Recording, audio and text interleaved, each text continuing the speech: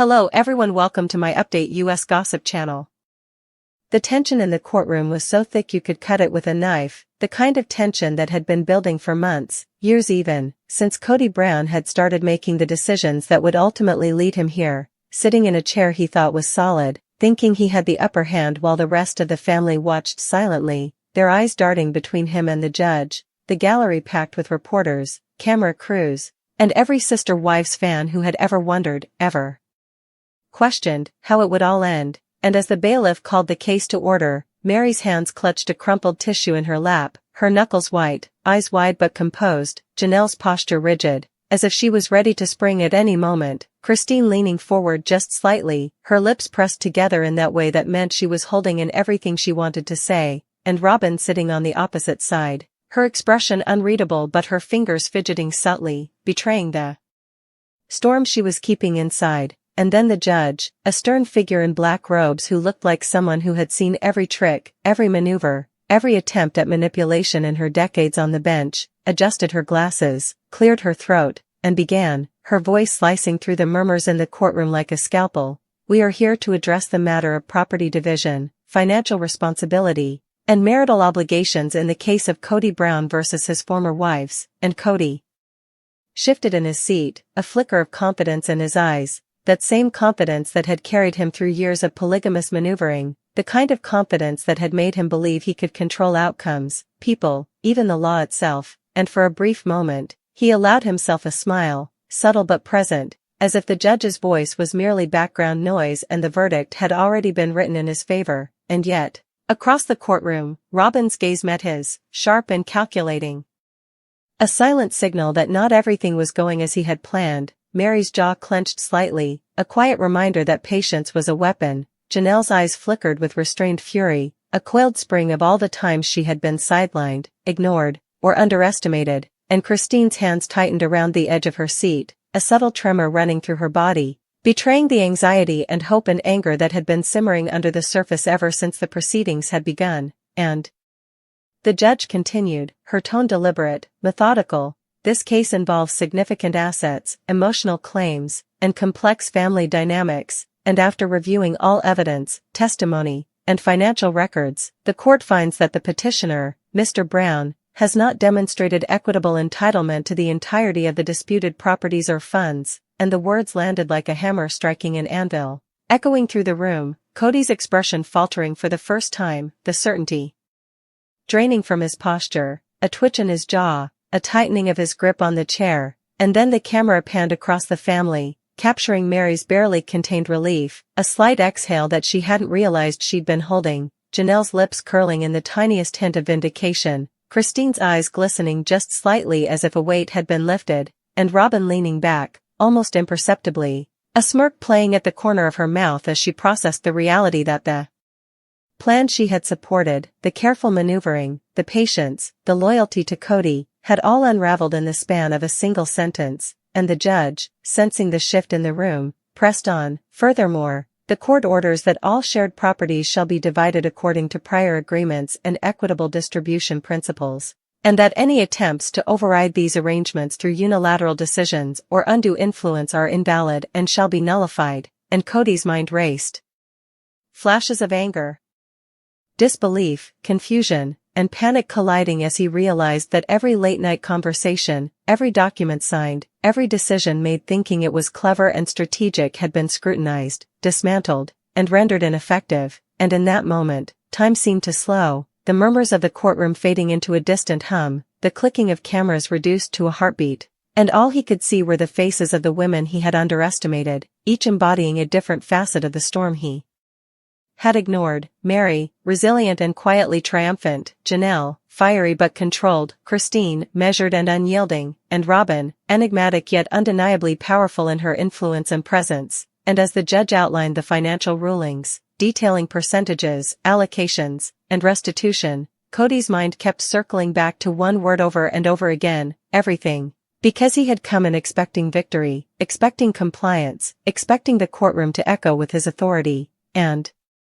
instead, he was being stripped of control piece by piece, a painstaking process that left him exposed, vulnerable, and, for the first time in decades, truly uncertain of his position within the family he had tried to dominate, and the room shifted as the legal representatives for each wife spoke, Mary's lawyer calmly yet forcefully presenting her claims for compensation, citing years of financial mismanagement, emotional labor, and inequitable support, Janelle's attorney highlighting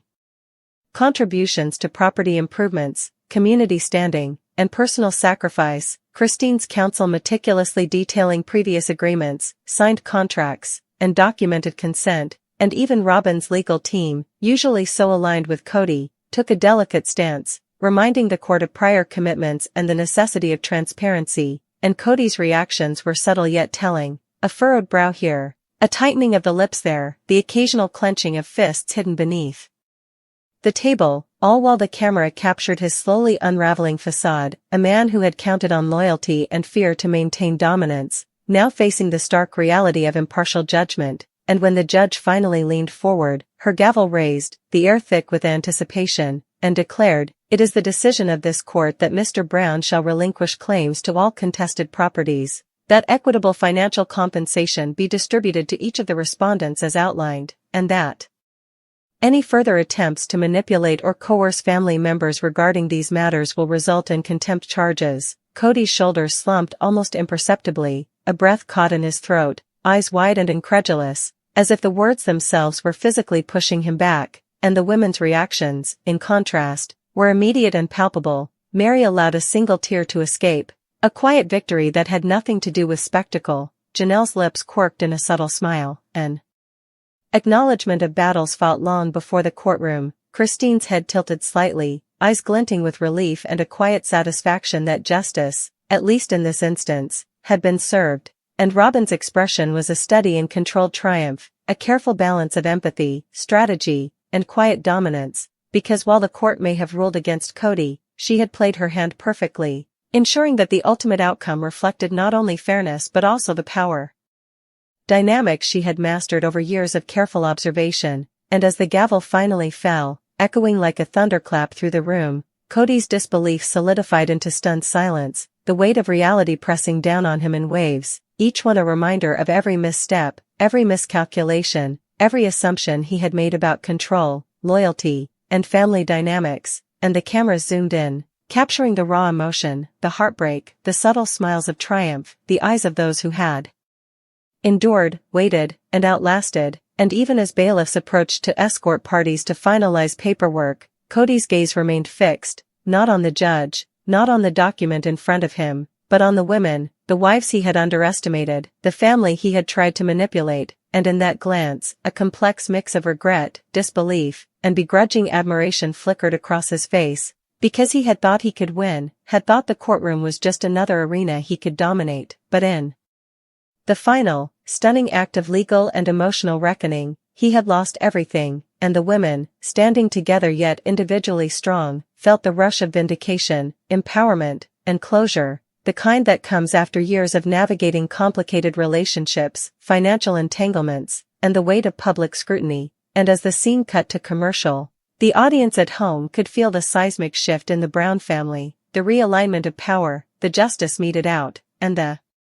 beginning of a new chapter, where Kody would have to confront not only the loss of assets but the consequences of underestimating the women he had once thought would always defer to him. And even as he gathered his things, tried to mask the devastation, the whisper of self-reflection began to creep in, a subtle acknowledgement that in the court of law, and perhaps in the court of life, control was never guaranteed, loyalty was never blind, and the choices made in moments of pride and hubris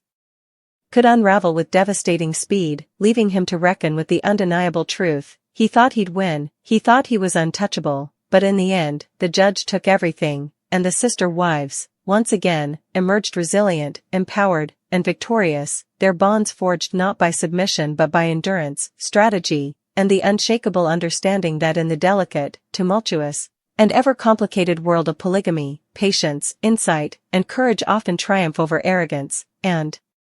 as Kody stepped out of the courtroom, blinking against the harsh lights and camera flashes, the women followed at their own pace, heads held high, carrying with them the quiet yet undeniable proof that, for once, justice had not only been served, it had been fully witnessed, fully felt, and fully owned by those who had fought, endured, and ultimately won, leaving the man who thought he was invincible to contemplate, in the echo of the gavel and the lingering eyes of the courtroom, what it truly meant to lose everything he had once assumed was his by right, and the story, as ever in the world of sister wives, was far from over, because even in victory, there were new challenges, new dynamics, and the ever-present undercurrent of love, loyalty, and strategy that defined the Brown family, a family whose drama, triumphs, and heartbreaks would continue to captivate, surprise, and mesmerize the audience, episode after episode, season after season, leaving one undeniable truth: in the sister wives universe, nothing is ever as it seems, and everything can change in a single, shocking courtroom ruling.